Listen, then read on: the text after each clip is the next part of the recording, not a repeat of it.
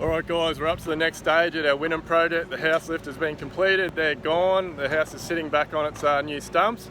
So I'll just take you through now. We've got a lot happening on site today, so I'll give you a bit of a run through.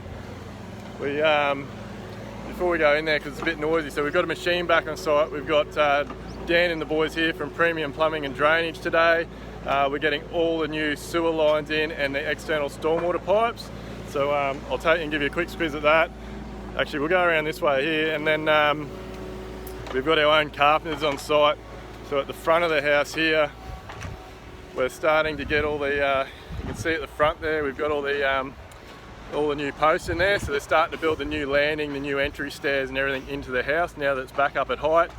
Down the bottom there, we've got it all propped up. We've got our new stirrups in, got our holes dug for our piers, and the boys, you can see behind there that bit of red.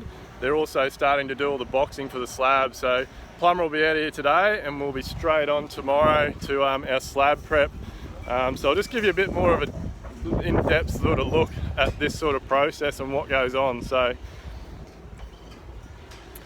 at the front of the job here, so we've got our drainage sand. So when you're doing all your drainage and your stormwater, it's super important that you over excavate the trenches. You get your bedding sand in the bottom of the trenches, and then you pipe on that, and then you fill around the pipes with sand. So that really helps eliminate the pipes getting compacted and squashed by hard ground, gets rid of big rocks that can sit around them and cause them to crack or damage them in the future.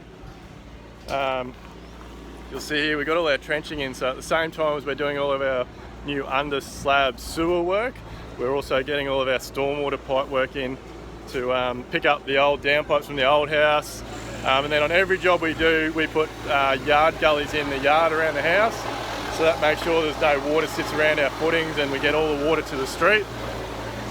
But have a look behind me here. So the boys are doing the underslab. So when the builder says to you, or in their program, you see underslab, that means all the plumbing that it goes in the ground. So what they're laying now is what we call, as builders, the underslab plumbing. So that's all your sewer lines. So all your pipes, all your floor waste, your shower waste, your toilet, like anything to do with sewer that has to come up through the slab and come in the position underneath the fixture.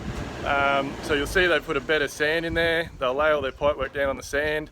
It all gets set out. You can see there's some yellow marks there. So around the job, we've got lots of string lines set up.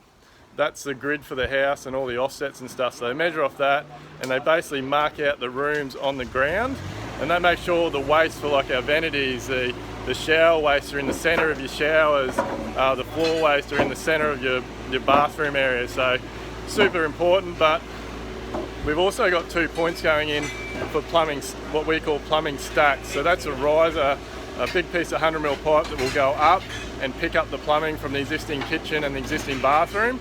So by running all those string lines and setting everything out correctly, we can make sure those stack pipes are within a cupboard, within a storage zone, and set up hard against a wall, so we're not having to lose or waste space.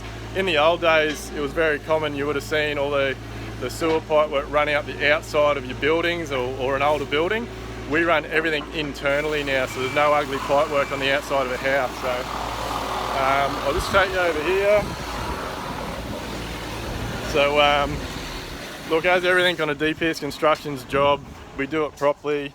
The plumbers are getting all the expansion joints in. So we've got an expansion joint. This is the connection.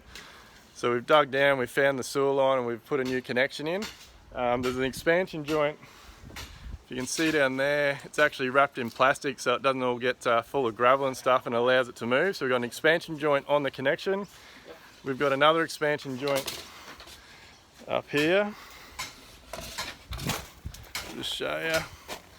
So we've got one in here. So you can see the plumber's wrapped it all up with plastic. So that one's just before the pipe work enters and goes under the slab. And that allows the pipe work to have some movement if there's movement in the ground, and doesn't break or crack the pipe. And then there'll be another one in the line once it gets in under the slab. So that's actually code, and 9 times out of 10 it's listed on your engineering drawings the size and type of expansion joints you need to have. But it's super important. So many builders, so many plumbers don't put those in, and that's the sort of thing that will lead to subsidence in the future. If you get a crack in your pipe and you've got moisture traveling underground, eventually that ends up causing a cavity, and that's how normally you end up with subsidence, cracking in your slab, cracking in your footings, and all that sort of thing. So that's about it. The boys are doing a cracking job. This one's flying along, and we'll start our slab prep tomorrow.